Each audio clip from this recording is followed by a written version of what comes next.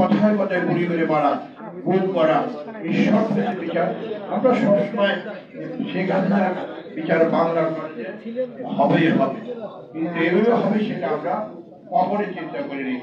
আজকে 17 বৎসর বিএনপি কিন্তু আন্দোলন সংগ্রামে ছিল। আমরা আন্দোলন সংগ্রামে এক পাও পিছপা হয়নি। অনেক হত্যা, অনেক গুম হয়েছে। প্রতিনিয়ত আমরা সকাল থেকে রাত্রে পর্যন্ত কাছারি ছিলাম, সবার নামে মামলা। এই যে আজকে প্রধান অতিথি আমাদের বয়স্ক দাদার নাম, তার নামে 100 মামলা, পার্টির মহাসচিব মামলা, আমাদের নামে 300-350 মামলা। তারপর আমরা কিন্তু পিছপা হয়নি। আমরা বেশিরভাগই আন্দোলন সংগ্রামী ছিলাম। হ্যাঁ, যারা জুলাই আগস্টে যারা আন্দোলন করেছে অবশ্যই তাদের অস্বীকার করার জোর নেই। তারা অবশ্যই তাদের অবদান আছে। তারা আমাদেরই সন্তান, তারা আমাদেরই ভাই। তাদের মাত্র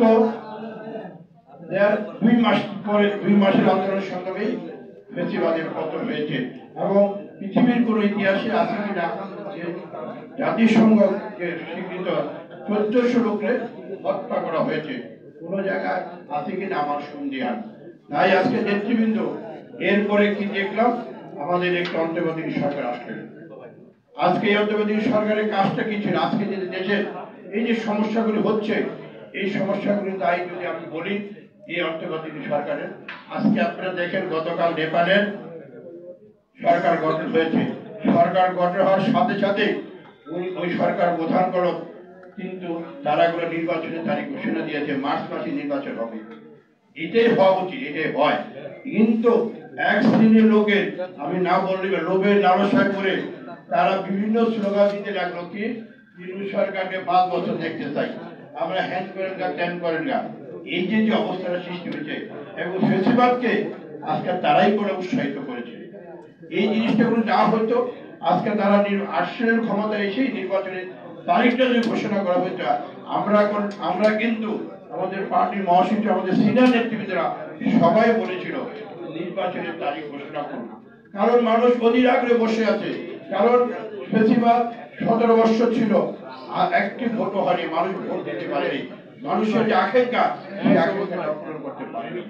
সেই জন্যই আজকে এই দেশের অনেক বক্তব্য বলছেন, দেশের আজকে অস্থিতিশীল পরিস্থিতি, ব্যবসা নাই, বাণিজ্য নাই, মানুষ কিন্তু অনেক কষ্টে আছে। সেদিন আমি গত কয়েকদিন আগে আরটিভির একটি জরিপে দেখলাম, খুব শীঘ্রই দেশের 20-25% মানুষ গরিবের দারিদ্র সীমায় চলে আসে। এই আসার কারণটা কি? কথাগুলো কেন আসে? একটি কারণ, কারণ অনির্বাচিত সরকার থাকে কোনো দেশের উন্নতি হয় না। আজকে বিনিয়োগ নাই, বাণিজ্য নাই, কোনো ক্ষেত্রে আজকে দেখবেন অফিস কাছে যান, কোনো অফিসে কোনো সচিবরা সঠিক মতো অফিস করে কিনা আমার সঙ্গে হয় 8-11-12 দিকে ঠিক আছে, রুটিন 1 ফাইল কোন রকম সঙ্গে চলে গেল, আর কেউ তাই যায় কোথায় নিচ্ছে না। কিন্তু আপনাকে কথা বলেন না, কেউ কথা কাজ করছে না, কারণ সবাই তাই ফিরে নিয়ে যাচ্ছে। মনে করছে যে ঠিক আছে নির্বাচন হোক, নির্বাচনের পরে যে সরকার আসবে তাদের আজকে এই যে সমস্যাটা হয়েছে, আজকে নির্বাচন নিয়ে কেন এত কথা? যে যদি আল্লাহর রহমতে পৃথিবীর কোনো শক্তি নাই, নির্বাচন ফেব্রুয়ারিতে হবে, এই কথাটা কেন আসবে? কেন আসবে? আমার প্রশ্ন এটা। আর নির্বাচনের হবে, আপনারা তারিখ ঘোষণা করবেন, নির্বাচন হবে, নির্বাচনে মানুষ জনগণ ভোট দেবে। জনগণ তো একটি চায় একটা নির্বাচিত সরকারকে। আজকে আপনারা দেখেছেন এই যে ডাকসু নির্বাচন নিয়ে কথা বলে, এই যে ডাকসু নির্বাচন, আজকে আমাদের এই যে দাদা বসে আছেন, আমরা তো তখন ছাত্র ছিলাম, এই যে দাদা ডাকসু নির্বাচন তার দায়িত্ব তাকে দেওয়া হয়েছিল, সে সুন্দরভাবে সেটা পালন করেছিল। ডাকসুর বিবি আমানুল্লাহ আমার খায়রুল উপর তখন অনেক ঘটনায়, আজকে আমাদের বিশেষ অতি ওবায়দ ভাই ছিলেন, ওবায়দ ভাই জানেন সে অনেক ঘটনা ঘটিয়েছিল, তারা এখানে ওই যে আনোয়ারও জানে কি কাহিনী হয়েছিল।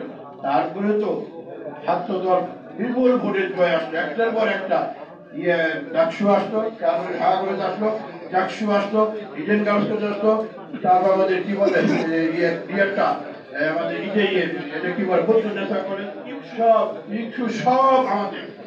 আজকে কেন এই জিনিসটা আমাদের এখান থেকে আসতে হবে? আজকে নির্বাচন হবে, এটাই স্বাভাবিক। আমাদেরকে বুঝতে হবে 17 বৎসর ছাত্রদল কিন্তু কোনো হলে কোনো জায়গায় ছিল না, কোনো অবস্থান ছিল না। আর আজকে যারা ডাকসু বলে যারা আসছে তারা তলে তলে ওই কি বলে ছাত্রলীগের সাথে মিলিয়ে কাজ লাগে। স্বাভাবিক, এটা নতুনই, এদের সহজ জিনিস। তারা কি করেছে, তারাকে ওদের শেখ হাসিনা শিক্ষা গত কয়েকদিনকে অডিও দেখলাম যে 60 হাসতা ধরা তো আমার সাথে, আমার ছেলে ছিল, আমার সাথে ছবি আছে। ছাত্রলীগকে যদি ব্যান করতে হয় ওদের বিচার কেন হবে না?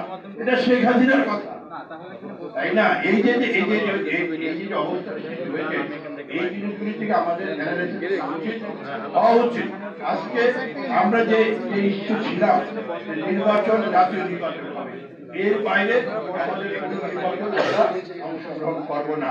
কোনো বাবার শক্তি ছিল না বিএনপি কে বাদ দিয়ে নির্বাচন আসবে, এত বড় শক্তি কখনো ছিল না।